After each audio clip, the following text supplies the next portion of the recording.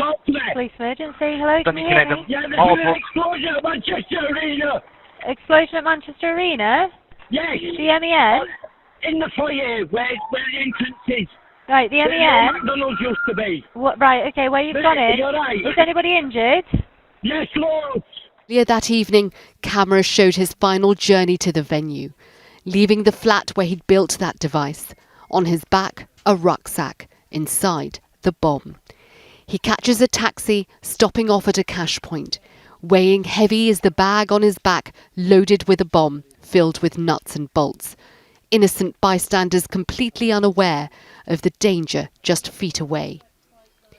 He's dropped off at the station from where he's about to make the final leg of his murderous journey, catching the tram that will take him to Victoria Station and on to Manchester Arena. Once there, he makes one final check of the wires on his device before walking to the foyer. Oh my God. What's going on? What just happened? What's going on? Oh my God! What's going on? Few of these fans knew what had happened. Some thought it was balloons exploding, others blamed a failing loudspeaker. In fact, it was something much, much worse.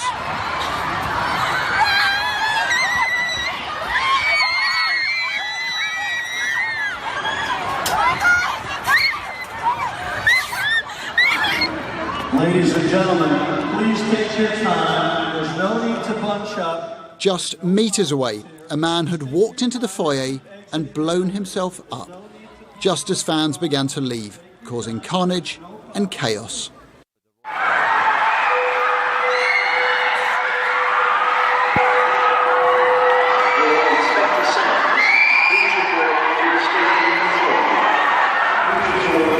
Yo, this is crazy. Like, people got trampled on and everything. Like, we said, let's go now before the rush. So we walked towards where the MEN car park is, where we were parked. As I turned round, boom, one loud noise. Salman Abedi blew himself up after an Ariana Grande concert in the worst terrorist attack in the UK since 7/7. Salman Abedi was wearing a backpack that was so heavy that it bent him over. Within it was a bomb packed with shrapnel. A public inquiry into the bombing has heard evidence of unacceptable and unjustified security failures. This is a forensic look at the missed opportunities to stop the Manchester bomber. British Transport Police Officer Jessica Buller and PCSO Mark Renshaw are on duty at the City Room, the foyer of the Manchester Arena. At 7:20, the pair leave the City Room to take a meal break.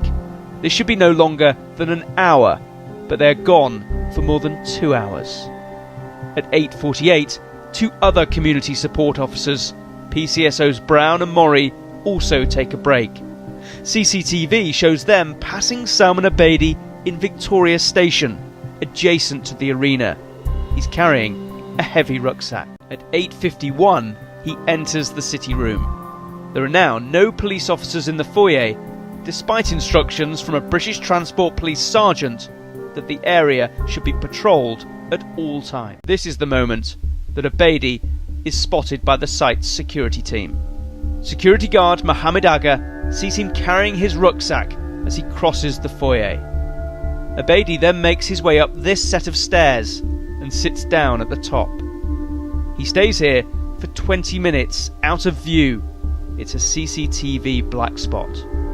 At 9:10, Salman Abedi leaves the City Room carrying his rucksack. He returns to the Metrolink, where he sits down on the platform for 16 minutes. At 9:29, he makes his way back to the Manchester Arena concourse, following the same route. While in the lift, he appears to be adjusting some wiring below his jacket.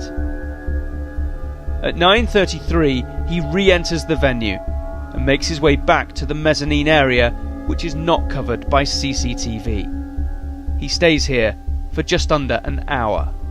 At 9:36, PC Buller and PCSO Renshaw resume their patrol of the venue and make their way back to the foyer, more than 2 hours after they left for a meal break. Very clearly there were challenges around not working or gaps in infrastructure. There were gaps of understanding over who was responsible for what parts of the security operation that existed, and there appeared to have been failings by individuals operating within that security system. It's now 10:15. Christopher Wilde has been waiting for his 14-year-old daughter who's at the concert. He approaches Mohammed Agha, saying he's worried about a suspicious person with a backpack. Mr. Wilde has already spoken to Salman Abedi, who told him he was waiting for someone. The man in the yellow jacket is a member of security staff at the arena, who was told that Salman Abedi was acting suspiciously before the explosion. The man who told him, Witness A, actually confronted Salman Abedi. Witness A says that he asked the man, "What have you got in your rucksack?" but got no response. Witness A then said, "It doesn't look very good, you know, what you see with bombs and such.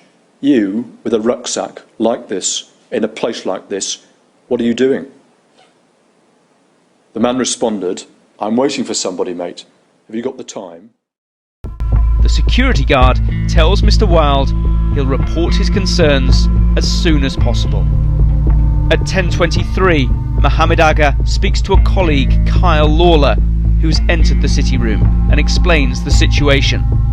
Mr. Lawler tries to radio in, but can't get through to the control room to report the suspicious man. Over the next few minutes, Mohammed Agha and Kyle Lawler have 2 more conversations about Salman Abedi. Mr. Lawler says he had a bad feeling about him, but there was nothing to really justify that feeling. He also says he was scared of being wrong and branded a racist. He attempts to report the situation on his radio several times, but can't make contact. One of the things that frustrated me across that period in 2017 was we'd seen this rolling wave of terrorist attacks coming at us from Europe, and we've been putting out a strong message to people about be alert, be aware, don't be embarrassed about reporting things, go with your senses.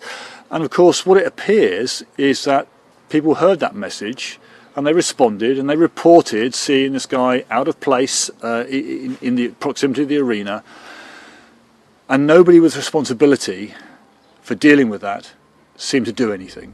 At 10:26, he gives up trying and takes up his position outside the city room because the show is ending. At 10:30, concert goers are streaming out of the arena. Salman Abedi leaves his hiding place and walks across the foyer. He is seen on his phone. He is smiling.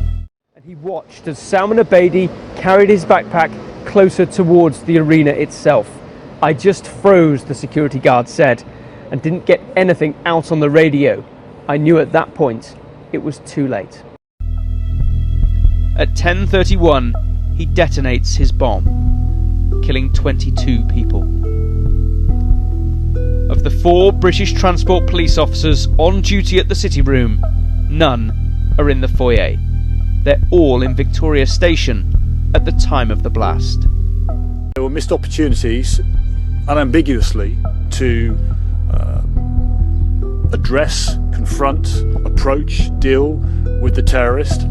What I couldn't be certain of is what would have been the outcome from doing that. So was that implemented? Scanners? Walk-through metal detectors? Yes. No. No.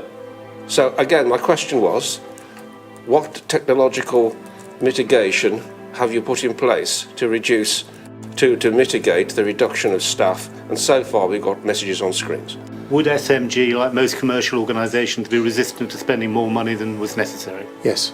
Okay. Are you surprised, or were you surprised when you heard that one of their stewards was aged 16? I'll suggest this to you, Mr. Sharkey. You're doing the absolute minimum, aren't you, when it comes to personal security? This is Miriam Stone's statement. I'd like you to finally give me your observations on. Wednesday the 24th of May, I was present at a meeting of senior management of the company, including the CEO who had flown over from America. There was a surprising tone to the proceedings that felt rather cold and corporate. It was more focused on ensuring that there was no blame to be laid at the door of SMG, rather than all the amazing efforts and welfare of the staff. I personally found this approach quite upsetting. I personally felt quite isolated and marginalised by the American management, and also thought that the staff who were there on the night needed support and opportunity to be together. The actual venue was obviously locked down and under the control of the police, and she goes on to describe other matters. Were you at that meeting on Wednesday the 24th of May? Yes, I was. Would you agree with what Miriam Stone says, that the tone to the proceedings felt rather cold and corporate and was more focused on ensuring that there was no blame to be laid at the door of SNG?